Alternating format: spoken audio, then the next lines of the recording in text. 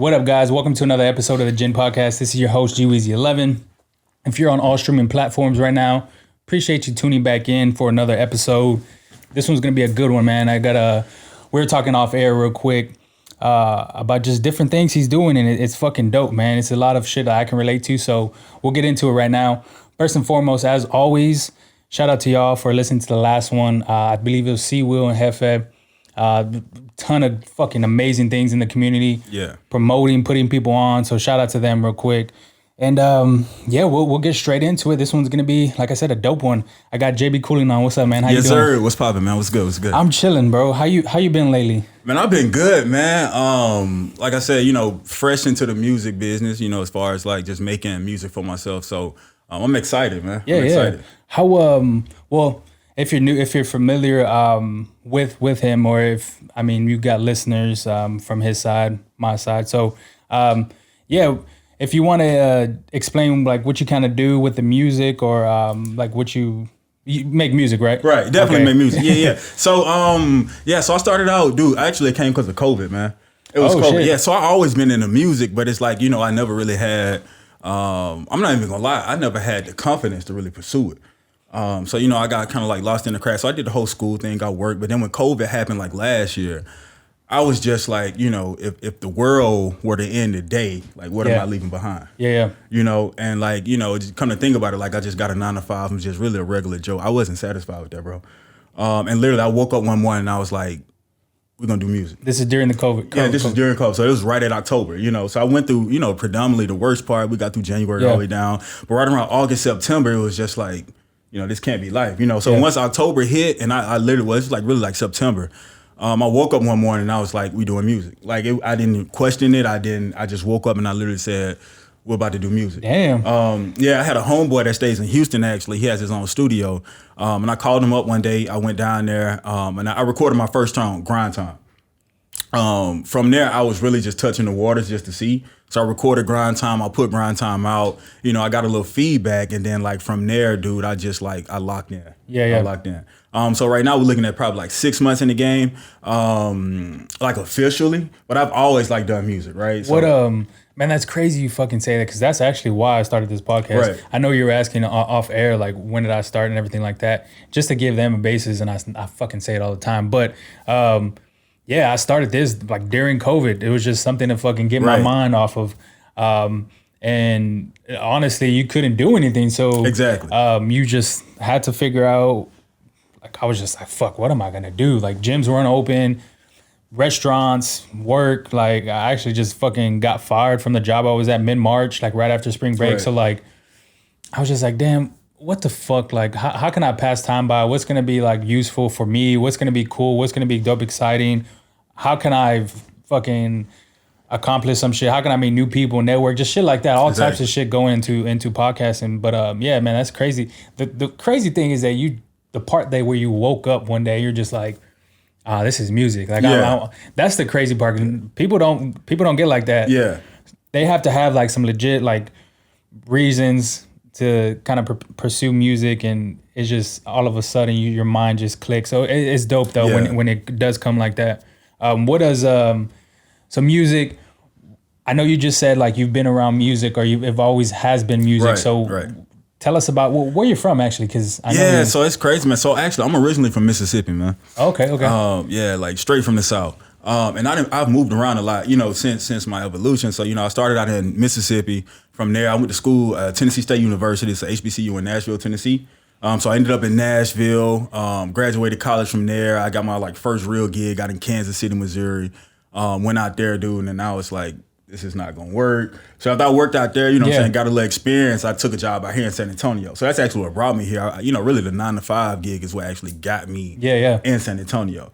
Hold on, I don't want to cut you off, but like when you were picking these jobs and like applying, when you saw San Antonio, it's just like. So you know what? It was one of those things. So all right, so when I got out of college, even because Kansas City was like the same way, but you know how it is when you're freshly like graduating college.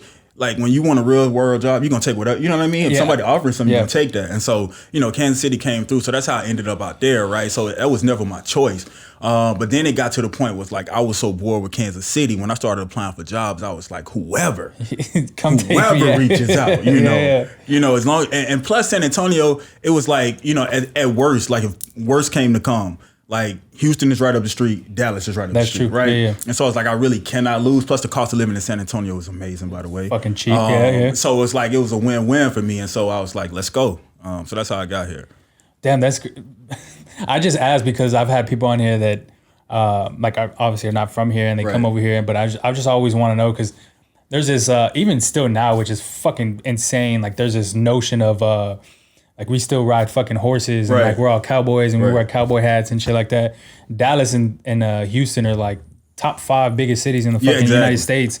I think we're like number 7, number 8, some shit like that. But someone was telling me that San Antonio is supposed to be as big as Chicago by 2025 or something like that. So actually, and I don't know, I'm gonna have to recheck the stats, dude. But because I always look at, I look cities up. I mean, because I didn't just move out here just like off the whim, right? So I did a little research, right? I looked at the demographics, I looked at things like that, and then like population wise, I think it was like right at 1.4. I moved out here in 2018, and I think it was like at 1.4 mil. When I looked it up, I was like, okay, that's a decent size. But I actually just checked it, I want to say like 2 months ago, and it was like, they were projecting like close to like 2.5. Yeah, so bro, it's crazy. Like really grown, like just since I've been here. It's fucking crazy. So the population is here. So yeah. But, no, yeah. What so you got here in San Antonio in 2018, right? You just 2018, yeah. You just been chilling ever since. Well, you're 9 to 5. Exactly. Kind of. I just was so fascinated by just waking up one day and fucking music is the next thing because a lot of people take time. A lot of people have like, I mean, you have something that's just always been there, right? So what's something that's just always been there? Like, you have any family members that were into music? Yeah, so actually, dude, so it started out with my dad, bro. Like my dad, like, you know, he was in the church, and so he had like his own little singing group that had like a little quartet. Like you a know? choir and shit. Exactly. So, you know what I'm saying? He was in a couple of people that had their own little group. I think they called it like the Cross of Calvary. And I used to go to like surrounding churches and like do the little gigs, but I used to follow my dad around, bro. And I used to see him up there singing. I'd be like, yo, he killing that shit. You know, even though we in church, I'm like, bro, he killing that shit. And like, I always just looked at him like, yo, gotta do something like that. You know, I just love the feeling. Yeah. And so I started out, dude, I was just play the drums. You know, so I used to play the drums in the church like when I was younger. And so that really got me into music. I even did band for a little while. In high school, I actually did band. I was on the drum line. Oh, that's what's up, yeah, bro. So I always had a love for music, bro. Like, it's always been music. And then like the whole rapping thing, you know how it is. Like when you a kid, bro, middle school, high school, you just kicking it with the boys, like freestyle circle, like a couple beats on the table or something like that. You know, we had that thing going on. And so I was always drawn to music. So it was a combination of all that stuff, and I was just like, yeah, music is it. And so like back in the day, I used to like write, bro, you know, we used to do freestyles like that, but I never really like took the time to like write songs out. Yeah. That wasn't my thing. I used to like, I don't even like Big Tigger, Rap City in the Basement, like shows like that used to come on. I used to just like stuff like that, but I didn't really care for like just creating a whole song. Like that wasn't my, I just wanted to be able to prove that I could rap. Like I can rap, yo. Do you do that now? Like as far as writing, or are you just freestyle? Cause I know I listened to your latest project and I just was just curious as far as like, cause do you write though? Yeah, so I do write, bro, but I write in an abstract way. What do you mean by that? So what I say that is like my verses come 20 times easier than my hooks. You know what I mean? Interesting. So in most of my songs, I actually probably start with a verse and then I curate that with an actual hook. You know what I mean? And I try to make it catchy. But at the end of the day, and that's really just me trying to stay in line with what music is now, right? Music today is really a nice beat, a catchy hook. You got a nice beat and a catchy hook, you probably can get on, right? People really not taking the time to like listen to every word you say, be like, he's snap. You know, they really don't care. You know what I'm saying? And so, but that's my cream and butter. Like I can give you a verse all day. So most of my verses do start out as a freestyle though, and then I take it and then I kind of like mess it up a little bit, add a hook to it, then I get a song. But yeah. You brought up a good point. So music today. So obviously, music growing up. If you don't mind, how old are you? Yeah, bro. So I'm in the last stretch, bro. I'm 29 right now. Oh, yeah, bro. No, I'm 26, but like, okay. I tell people all the time, man, just, even for like my parents and my brothers and sisters, like I tell them all the time, bro. Once I get to 50, then I'm old. Anything before that, I'm not fucking old. Like. Right. I mean, your body may feel it, but like, I think your mindset and your heart is what keeps shit going. But nah, man, I just still got time, bro. Trust me. Like I've seen people that hit like 35 create a business and thrive for like 5 years and fucking retire. Right. Like it's crazy with this internet shit. It's fucking wild the amount of money you can make and the shit you can do with so little time. But I was gonna ask you.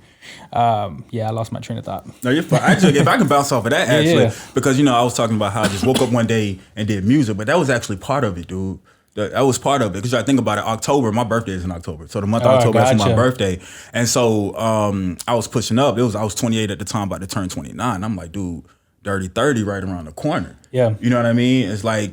And I did a because this type of stuff is usually will be the reverse, right? So usually somebody probably came fresh out of college might have tried to do the music thing, and then if this didn't work out, then resort to the 9 to 5. You know what I mean? Yeah. And so I did a little backwards. I was like, well, let me do the 9 to 5, and like then I kind of like fell into the music. So it's a little different, but yeah, when October came, I was like, dude, I'm not getting no younger. If I want to do this is the time, right? You know what I mean? I got to start somewhere. So let's go ahead and let's get it. So that was part of it too. No. Bro, so doing that though is like there's nothing wrong with that. That's the crazy thing. Like people either way, whether if you do the music first and then go into another job, because I mean, in your situation, you had a degree, and we'll get into that right now. If you do that first and you go into your degree after, nothing's wrong with that, and vice versa too as well. I just people, I've seen people like just get their head stuck in this fucking just headspace of like, oh, everything has to be now, everything has to be now. Exactly. And I think huge part of it has to do with social media, what people post. The internet obviously is making money. It's so fucking easy. So like a lot of these young people are making money at a young age where like 1980s, 1990s, that was unfucking heard of. Where a fucking 19-year-old can go out and buy a fucking Tesla cash. Like that's fucking crazy. But I think that's what has to do. And bro, I'm not just saying you. It's just because me in general too is like, I'm getting to a point where I'm just, damn, I gotta hurry up. I gotta get this podcast going. I gotta do something. Exactly. And I think a part of it is just seeing what other people are putting on social media and like the jewelry, the Lamborghinis, the fucking the shoes, the designer shit. All that's cool. Like I mean, do y'all, but I think that's what's kind of bringing in. Obviously, they're like younger and shit, so it's just like, damn, why? Make you feel like, am I underachieved at this point? Yeah. But I remember what I was gonna ask you. The music, as far as it changing now. So obviously, we've grown up in a time where CDs, streaming wasn't around fucking 10, 15 years ago. So a lot has changed within the fucking industry. Right. What's your? I want to ask, what's like the biggest thing you can say? I know you're just kind of new in the game, like professionally, but what's the biggest thing that can like keep you the most like longevity? Because obviously you just said like a catchy hook, right? And is what's in now, right? It's temporary though. So like, do you think the reason why I ask is because some people rely on that, and then other people, you have other artists that are doing like just straight lyrics. Like you got J. Cole, you got Kendrick, you got all these lyrical rappers that have had that longevity. Right, so do you think that lyrics is what kind of makes longevity in the rap game? Yeah, it definitely makes longevity in the rap game, but you gotta have time for it though. That's the thing about it is, yes, in the long run, like actually like having something to say on a track versus just having a catchy beat or something, that will bring you longevity, but it takes a while to build a fan base based around that, right? Yeah. You know what I'm saying? Because when we talk about viral videos, things that people hear, it's going to be the catchy hook and the nice beat that gets the popularity, right? People actually have to find you, because people just are not posting the most lyrical people all the time, So that's the thing about it. So when you look at the time, for me, it was the time perspective. It's like at my age now, I don't want to totally switch my style, but I know there will be some type of change in my sound just to kind of accelerate that. I'm gonna still stay true to self, but I also, you got to be conscious of the business, right? The music business is the game is the game. You can either, come ready to play, or you can pout about how the rules don't really fit, your style. So, But when you talk about the J. Cole's, the Kendricks, come to think of, dude, I came up on the Lil Wayne mixtapes, bro. Yeah. Like, so I was just about absolutely no hooks, like literally straight bars. And then fucking beats from other people. Exactly, beats from other people and straight bars. And you know what I mean? Yeah. So I came up on that. So that's the type of stuff I like. And so, I know it's not like that now, but maybe we can change it, bro. We get enough people on board, we can we can do some damage for sure. But yeah, I want to go back to the part, but I think once you get towards like 30, you have so much experience through those years that you can talk about. Whereas you have that person coming out of college or that 18, 19-year-old pursuing the rap game or wants to become a rapper.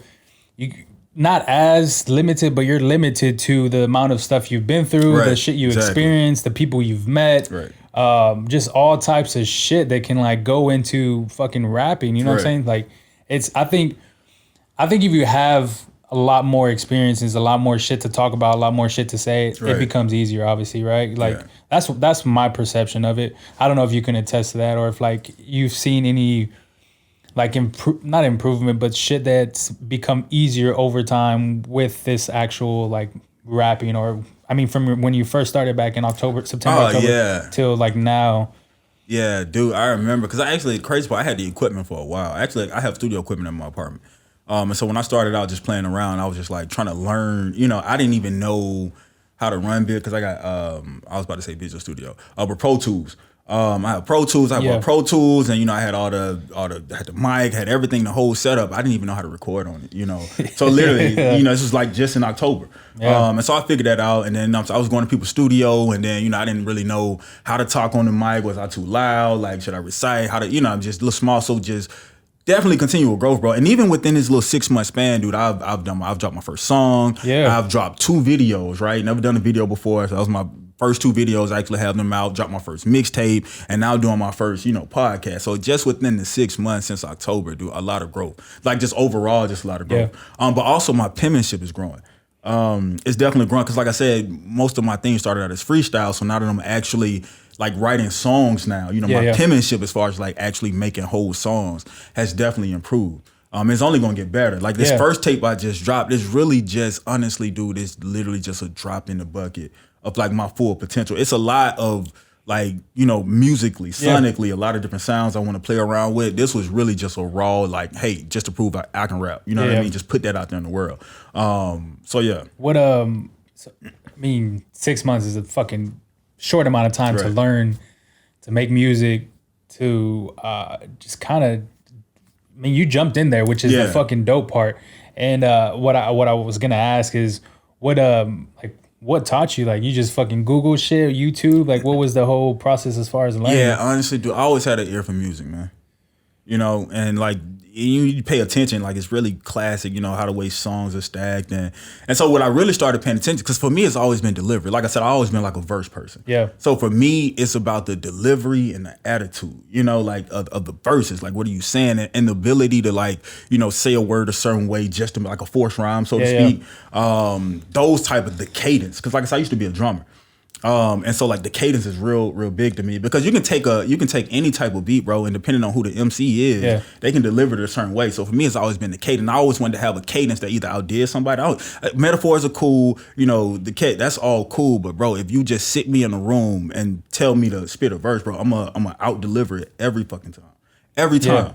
So that's my biggest thing, like just being true on that. How did you learn how to use like Pro Tools and like get the rights, like just set up and use everything like that? Because the reason why I asked is because obviously when I started this podcast, I didn't even have this. I didn't actually have this MacBook fucking Pro. So everything was just new. Yeah, it was just trial and error. The first interface that I had was like literally a fourth of that size right there that I have. I had an older MacBook. It was like 2015, which, I mean, it took me like fucking 5 hours to render a fucking 30-minute video on fucking Final Cut Pro, which is terrible. Now I'm pushing like 30 minutes, not even 30 minutes, like fucking 20.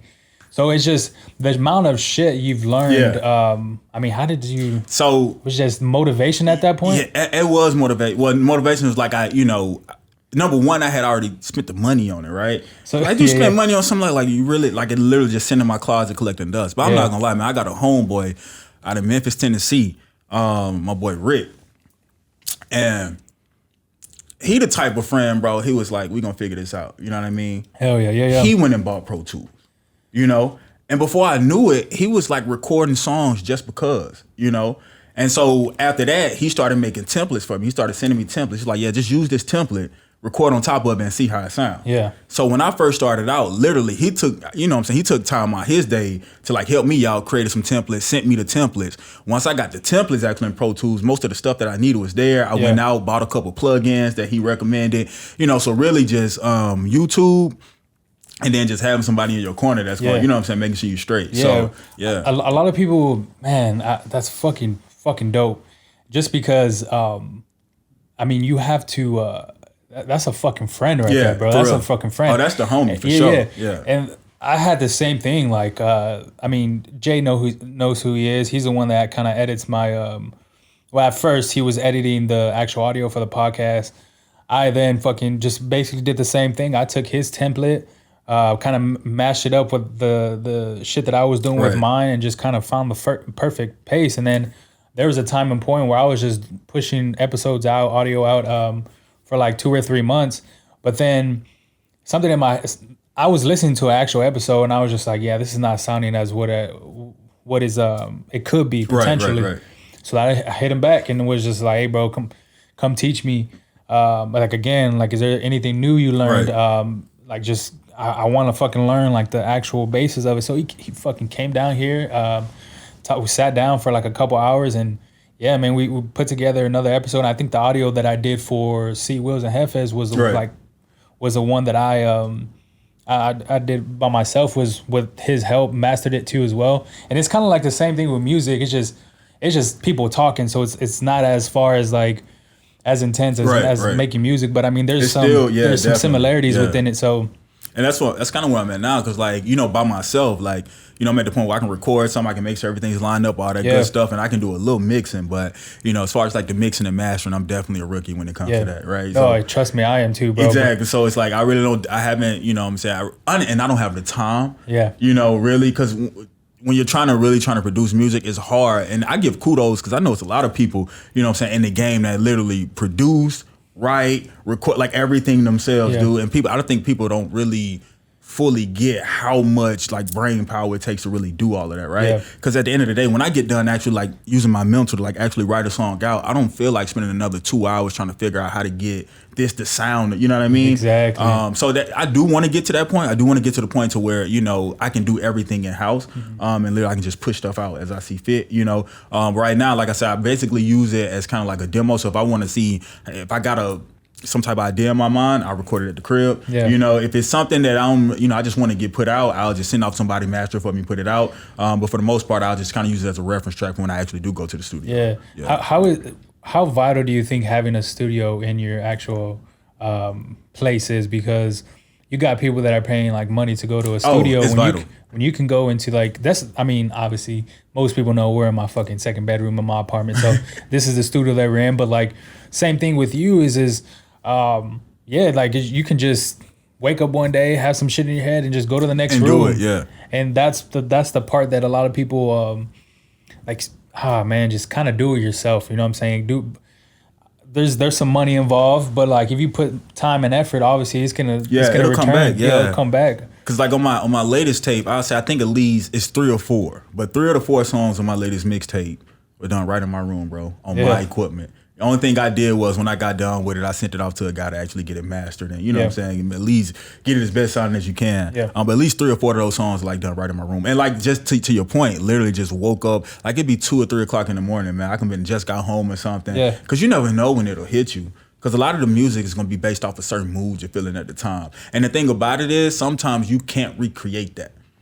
You know, and so sometimes I have to force myself to stay up. So if I'm feeling a certain way, let's say if I'm angry about something, somebody made me feel a certain type way, that particular mood, you want to take advantage of that while you can. So I might be up from 2 to 5 o'clock in the morning, working on that song, writing that song out, and actually having to record that because like people don't, one of the hardest things to do when people don't realize it is to come back and finish a song. Oh yeah, because your voice, I can see. If I recorded this at 2, 3 in the morning, my voice might not sound the same 10 o'clock a.m. You know what I mean, or 5 o'clock p.m. And so what you do is you have one verse sounding this way, and this is stuff you learn as you record more and more songs. But that's the type of stuff I was learning. So I just learned to like lock in, man, and just. But being that if I didn't have a studio at home, I wouldn't be able to do that. I wouldn't be able to just wake up 2, 3 in the morning, record a song, finish it off, and then move on. So it's important. What kind of the thing here too as well is because when I first started off, I wanted to get. I mean, when COVID hit, it was kind of hard, but I was thinking of the opportunity to get like a second studio. Right.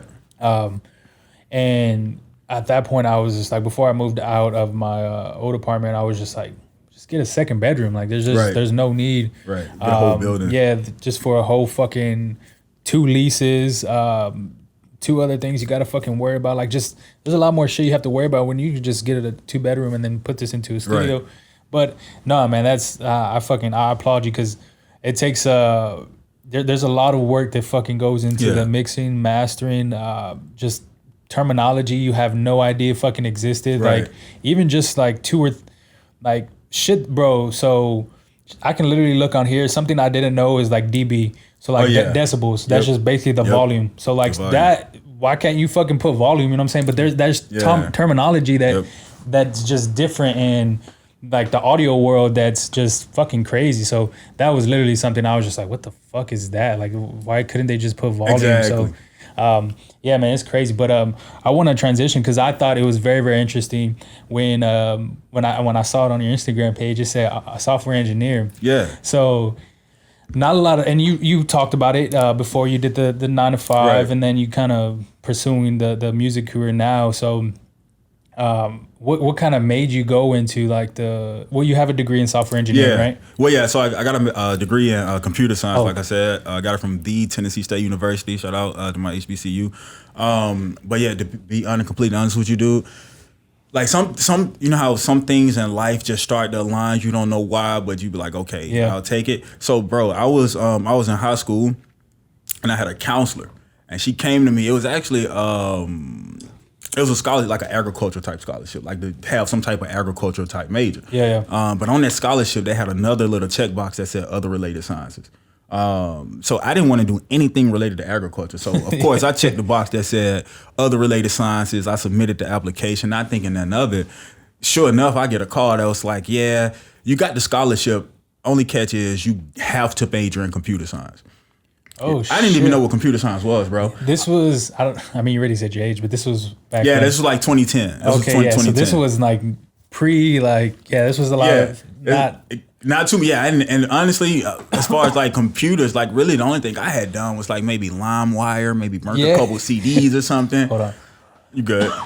All right. No, what I was gonna say is like coding, I mean, because that's what it's kind of based off of, right? It's like it wasn't even, I mean, it was a thing obviously because they were building apps. They were just websites. Like there's a lot of stuff, but like to people what it is now, it wasn't as like, I mean, the closest thing people saw back then was probably like MySpace. Exactly. Had a little thing we can embed the code. Exactly. So that's probably the closest thing I can like tell the people is like what coding looks like. But yeah, man. So the only major you could do is computer science. Yeah, it was like you have to do computer science. And I was like, I didn't even know what to do. I didn't even Google it before I accepted it. I was like, all right. Yeah. No clue what computer science was. I was like, all right, cool. Computers. I like computers. All right. So you know how that is. So I get to college, I get the scholarship. And like the catch is you got to keep a 3.0 to keep the scholarship. Yeah. Right? It's a 4-ride scholarship. So 4-ride scholarship, but you got to keep a 3.0, got to major in computer science. All right, cool. So I get there. Of course, you know, your freshman year, you're taking all your little preliminary classes. Not really nothing. I was like, I got this. I got this. Easy. So man, I would say probably second semester of my sophomore year, boy, stuff got real, man. And so, you know, I was like, shit, what am I gonna do? Because I didn't, honestly, I thought I was gonna end up having to switch majors, like dead serious. So I had an internship that summer, and like one of the guys that was like over my internship, he was like, man, just find something. He was like, IT is so wide, like IT is really wide. Find something you like, and then that'll keep you, you know, going forward. And so like that following year, I had took like an elective, like web design or something to that degree. Yeah. But I was like, okay, because web design is really like an art. So software engineering, web design, code, whatever you do with code, it's an art because there's multiple ways to skin a cat, right? Any type of action you see on the website, it's probably like a million ways to do that. Just depending on what approach you want to take. So once I got into that, that's what kind of really drove it. So I was like, all right, I'm gonna make websites, you know, and that developed to me, you know what I'm saying, like sharpening my skills or whatever to actually getting into like .NET development and, you know, things of that sort. So yeah, that's really how it kind of evolved, man. That's crazy, man. Like I just want to go back because, I mean, 2010, like I said, coding was, I mean, there was, I think iPhone 4, not even iPhone 4. This was like iPhone 2. Yeah, the maybe. ugly ones, a little smaller. Yeah. iPhone 2, iPhone 3 were out, and those. I mean, it was some coding involved in the actual software and the applications, but when now it's just there's so many shit you can actually do. Whereas like, I mean, the applications that we're on is based off of coding, but there's a lot of like, there's just a lot of shit that goes into it. But what I was gonna get into is just like the shit's changing. So what's the biggest change you've seen from like 2010 to like now within like the computer science industry or like the coding part? Honestly, just accessibility, dude, and usability for regular people, right? And it even goes back, like, I think, as technology transforms, that's really what happens. So if you go back to like the earliest freaking computers, like they were literally taking like cards with like holes punched in them and like inserting them, and that, you know what I mean? And so, and so when Apple started coming out with stuff like the first, I can't remember the name, but the very first desktop, right? Things of that sort, just to make it available to regular users. So from a coding perspective over the years, that's what I see. So when you think about Wix, WordPress, different little vendors like that, or little companies like that allow like everyday people to be able to create sites through user interfaces, that's like the biggest evolution. Also, the cryptocurrency, right? So so the mining of data, like all that good stuff, man. So it's been some big changes. It's crazy because I try to sit back and like, dang, what we're gonna be in the next 50 years, bro? You know what I mean? Like, I mean, you're familiar with cryptocurrency? Yeah. So like fucking Dogecoin just hit. Exactly, just hit. Yeah, just hit fucking crazy, and a lot of people are just like, I'm not no fucking expert, and I'll be the first to say I don't have any money in Dogecoin for a number of reasons, but there's just this like, I don't know if it's hype or whatever, but that's probably what it is. But nah, it's just funny, and you brought up cryptocurrency, so I just wanted to mention it. But the mining part, the data mining part of fucking cryptocurrencies is fucking wild. And I literally got introduced to it over, like, during the pandemic, actually. I fucking saw a TikTok about data mining and what like it actually was, and I was just like, no idea what the fuck this was. I mean, I've heard about Bitcoin before back in like 2016, 2017.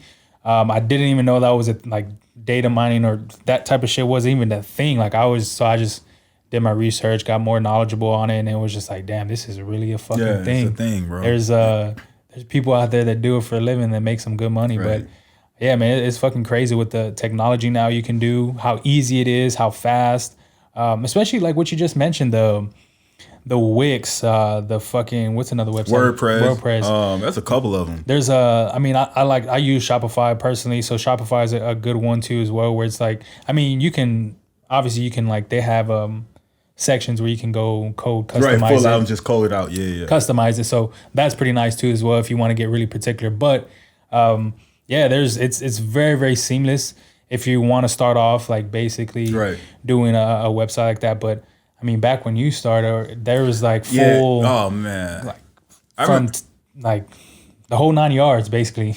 You had to go. I know. Yeah. When there's a lot of components to it, bro. Especially, I mean, depending on what's your stack, right? And when they talk about coding stack, and I don't want to get too technical because I ain't trying to put my nerd side out on here, but no, you're good, bro. You can. However you want to approach it. Yeah, so it's like different lot of softwares, man. You got like Visual Studio, and it also depends on what language you're using. Like I said, my background mostly like .NET, ESP.NET development. Like WordPress is more like PHP based. So really just depending on what language you're working with, kind of depends on what tools you use. And then you got the back end, the database piece. It's a lot of components to it, bro. So for people that I think we call it, like, you can be a front end developer, you can be a back end developer, you can be a full stack developer, right? And so ideally, like the people that know their stuff, they're usually like full stack developers. So they know, from the time a person reaches a site to when they click on something to it go into the database, getting saved, like they know the full process. So ideally that's where you want to be. But like I said, like it got boring to me, man. And that's when music came into play. It's not necessarily boring, but it's not like, I like it, but I don't love it enough with a passion to be like, oh man, I'm a software engineer. Like, you know what I mean? So that's when music come in play. Like, I want to leave this earth, man, doing something I definitely love. That's a good point. And you, I mean, you brought it up. The time that comes, like, you reach a certain point in time, and you're just like, fuck, am I gonna be doing this for the rest of my life? Because there's people, I mean, obviously times change, but like people have been doing shit 40, 50 years at the same company. And that's fucking wild to me. I don't think I could ever be doing something for that long. Exactly. Like, I don't even like people that much, honestly. To Be around you. Yeah. To be around. Nah, I'm just joking. But like, just being at a 9 to 5 in a fucking office, and like people actually do that, which is fucking wild to me for a long period of time. If you're there for like 5-10 years, Yeah, it's cool. Yeah, it's cool. But if you're doing like 15, 20, that's crazy to me. Like I don't think I could be able to do that shit. Yeah, and I have to think because honestly, like even like with my current job now, man, like everybody I work with is older than me, dude. Yeah. And I'm not gonna lie, I kind of got up the career ladder like on the 9 to 5 side like pretty fast. So everybody I work with now is like so much like they're older than me. Yeah. So when I sit back, I'm like, I can't do it. I believe it, bro. You know, like I refuse to like, I mean, having the 401k, all that good, that's cool, bro. But think about that. Most of that money not gonna hit you until you like 62. Yeah. You know, minimum. Right? So when you get to talking about enjoying the fruits of your labor, bro, I'm not waiting until I'm 60. Like, bro. Yeah. You know what I mean? So it's like, you. gotta find another avenue. You have, even if it's not music, it's not gonna be that though. You know, so even if I take this path and it, you know, results in me, you know, doing something else might spin off of this, but I just know it's not gonna be the 9 to 5. You know what I've always said too, and I don't know if I mentioned earlier, you can always go back. Right. Like exactly. you can always go back. You still have got that, the resume. Yeah, you still have that to always fall back on if shit hits the fan. Right. And that's why I same thing. That's the same deal. Like that's why I have the resume I have. That's why I have the degree that I have. But like there's just shit that you know in your head is like, fuck, if I'm doing this and I reach a certain point where I don't have money, where I don't have like just any resources, and like your pride gets in the way, you don't want to ask people for help. Right. Just go back to the 9 to 5. Stop worrying about what people are fucking thinking about you, bro. Like you're struggling. Go back to work. Do what you know is best, and then make some money, save up, go back to it, or like just stay there. Whatever the case may be at some point, some point in time. But man, that's it's funny, and you mentioned it. You said it off air, the Orthodox, and I didn't realize how just crazy that is to like. Most people do the opposite, and I think that's why you mentioned it. Most people do the opposite, where they try shit out and then go into another field. But I mean, I think that's good though, bro. Like I really think just because you have something to fall back on, like literally, there's a safety net. But times change, man. I'll keep saying there's a lot of money to be made now with the fucking internet and music too as well. And it's just because I tell people all the time that the 9 to 5 was always the plan B. You know, I put the plan B first, right, to get that foundation. But the 9 to 5, that's always been the plan B. That's never been. You know how it is, man. I see my mom work so hard, bro. I got a full scholarship. She had me put through college. It's like I'm gonna at least finish it up and like show you, just go through with it. But the whole go to college, get a 9 to 5, blah, blah, that's always been plan B, bro. Yeah, always. I didn't know what plan A was gonna be. Yeah, I just know I didn't want to sit in the office the rest of my life for sure. I was I think I've said this story before on the podcast, but I'll reiterate it because it's been a couple months. I was sitting in a bank. I'm not gonna say which bank because it was fucking horrible. But I was sitting in a bank. I was a bank teller, and I had this buddy. Shout out to Moses. I'm sure he remembers this conversation. But like we were talking about different businesses we want to start, stocks, investing, right? Just shit, future talk, whatever. And at that point in time, I must have been like 2 or 3 months into the like bank teller business, right? Or like work. And I was just like, bro, I can't do this. Like. My mind is going fucking crazy sitting in this cubicle or sitting in this fucking drive-through teller space where I'm just like, bro, I know I'm something more than this. Like, your mind is just going at a faster pace than you can fucking keep up with. Yep. So you're like, fuck it. Like, at some point in time, I literally quit that job. Like, I was like, fuck this. I'm not doing this for the rest of my life. I don't see how people... Because a big thing from what I've seen from a couple banks, because I know other people that work at different banks and stuff, is like, they're real big on...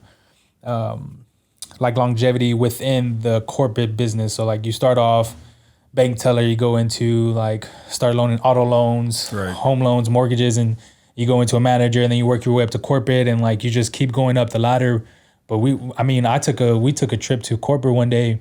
This is totally off topic, but it kind of has to do with it. But we took a trip to corporate one time, and there was people there that fucking 20, 25 years having their own fucking parking lot space, and I'm just like, who gives a fuck about a parking lot space? Like, I'm not staying here for that fucking long. Like, hell no. But yeah, man, it's been a ride, bro, and I appreciate you sharing that fucking that shit to me because it's fucking crazy. But this new project, man, you just released it a couple weeks ago, right? Yeah, no, actually, I guess shit. I think ninth. Yeah, it was the ninth. So about a week. About a week ago, a week and a half.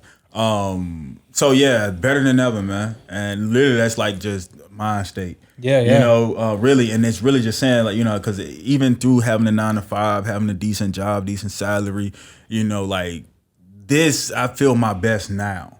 Even though right now I'm not even making any money off the music. Right. Yeah. This is like I'm independent and straight out of pocket. But even with that being the case, like I feel the best now about, you know, what I'm doing. So so the whole mixtape for the most part is just a testament to that.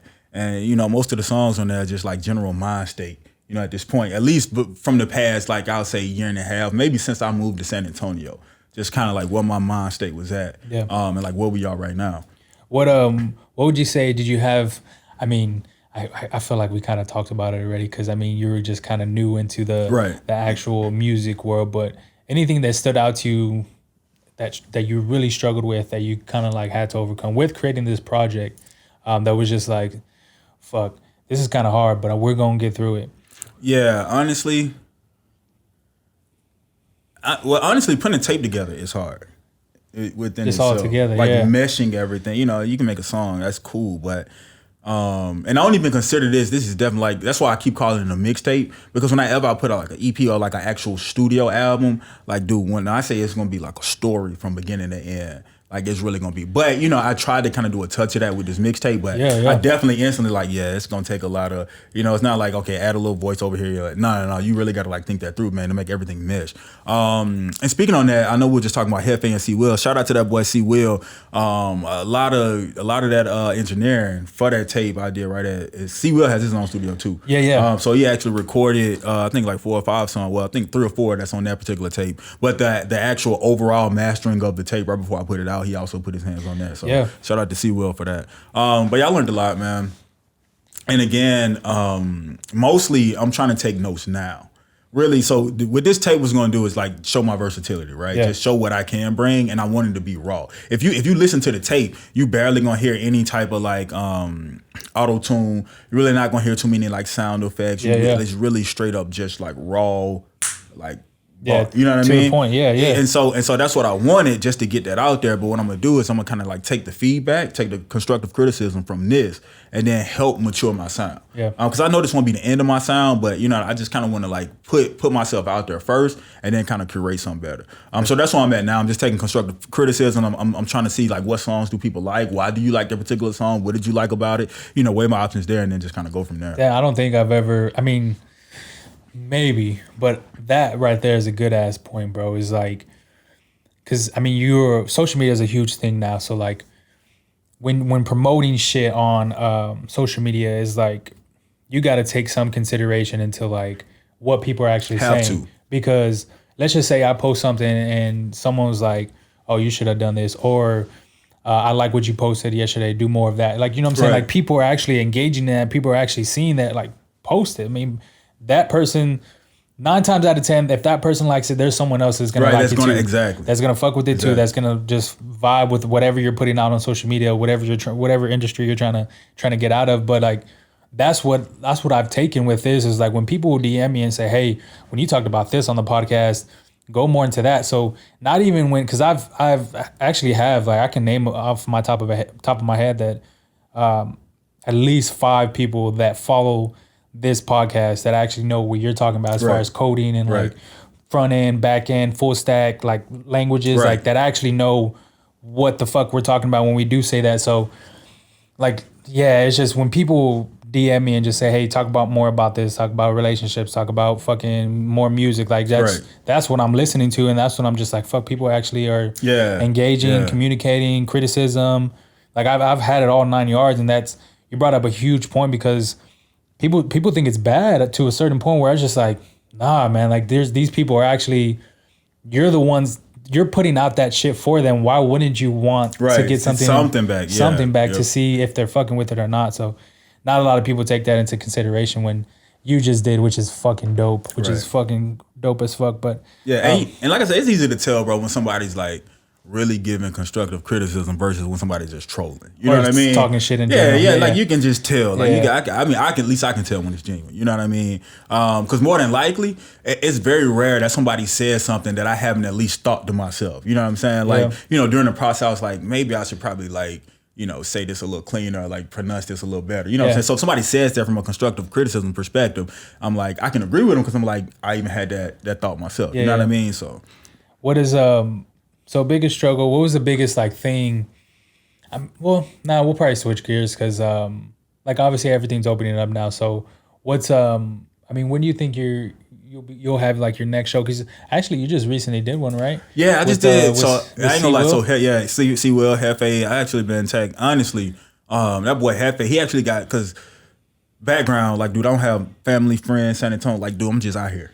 You know what I'm Shit, saying? Like yeah. real talk, like I'm literally just out here. It's me and my dog Brody. Shout out to Brody at the crib. He at the crib probably sleep right now. But it's just us. You know what I'm saying? Yeah. So shout out to that boy Hefe. He gave me my first show. But actually my next show is actually tomorrow. Oh, I think yeah. it's a block party. Hefe is hosting. Yeah. So I'm gonna perform at that one. I think we was in Austin just a week ago for Hefe and Friends out in Austin, Texas. And then I did a show in Houston.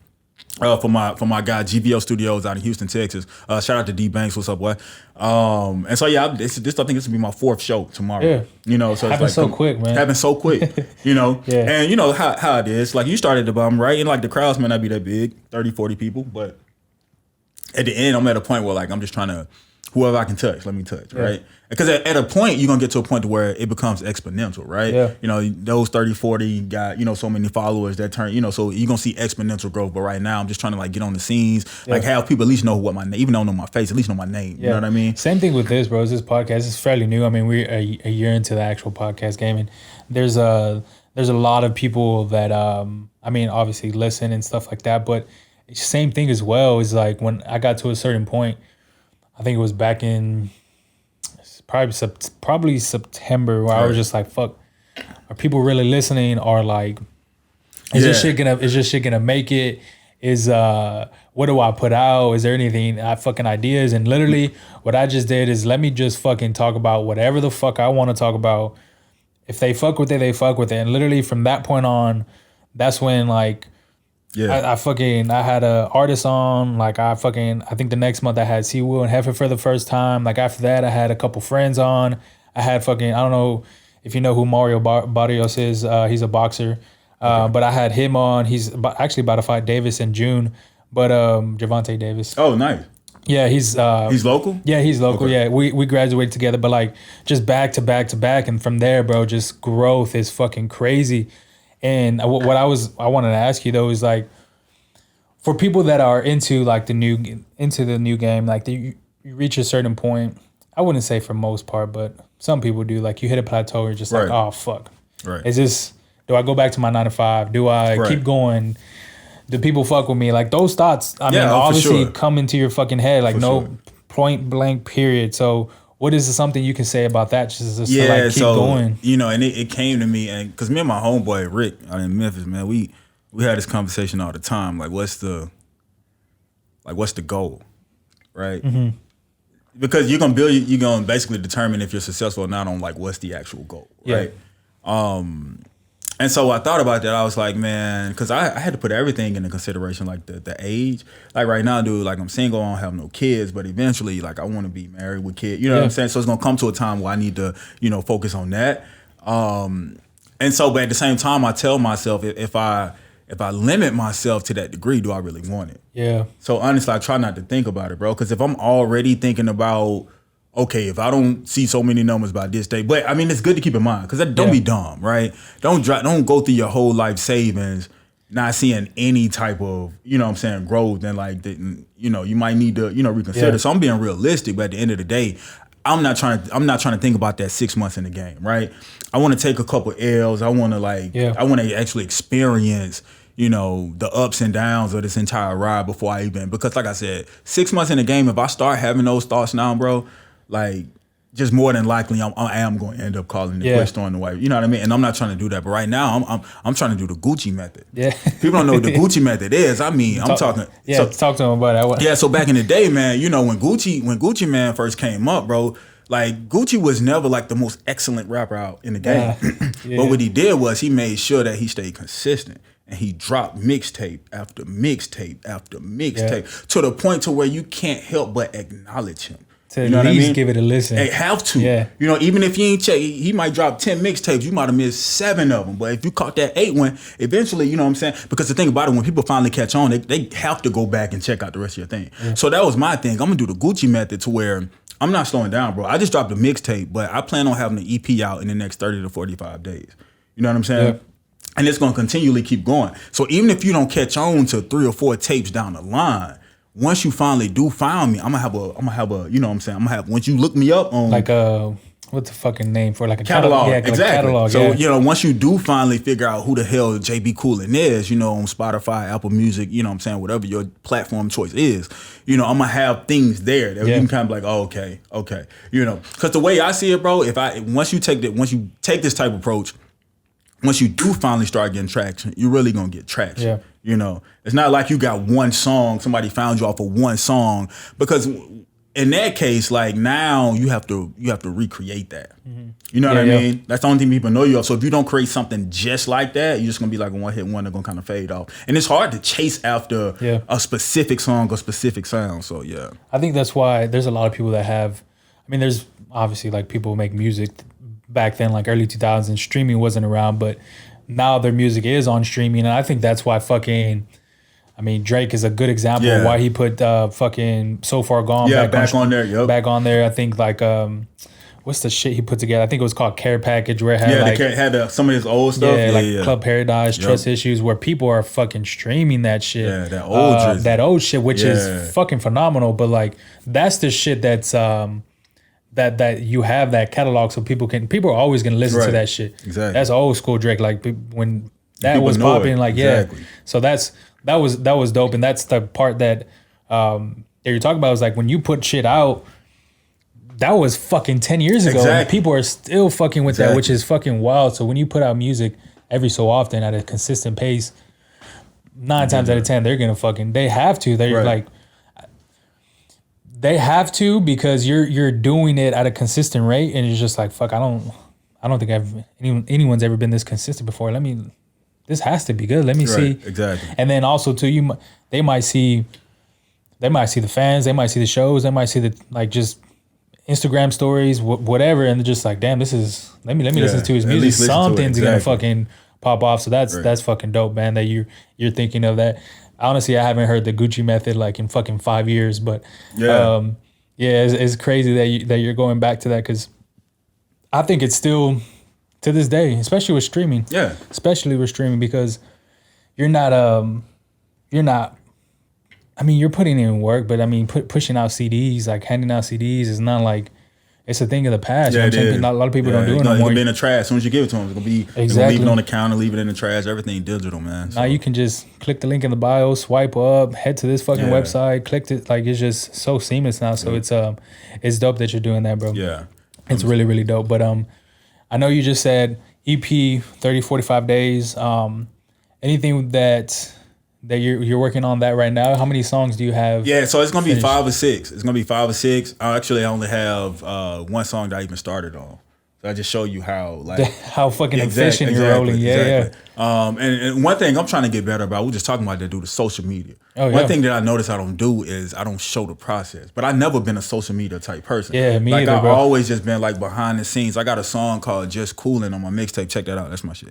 Well, and I literally just be coolin', bro. I stay in my own lane. I do my own thing. I'm gonna get my money. I'm gonna get me and mine. Yeah. But I've never been a flamboyant, let me show you I got this. I've never been that type of dude. So social media has never been at the frontier of my, my mindset. So I'm trying to get better at actually showing the process, like showing how I recorded this song, where I was at when I did this, you know what I'm saying, where I was at when I was writing this. I'm trying, and I want to do that, as I lock in now. That's what I'm trying to get really be, more conscious of, like just being able to show that process with the world. So it's funny you say this, because a lot of people, this is not in a bad way, but even, I mean, I can attest to it somewhat, but like people like seeing other people's lives. Yeah.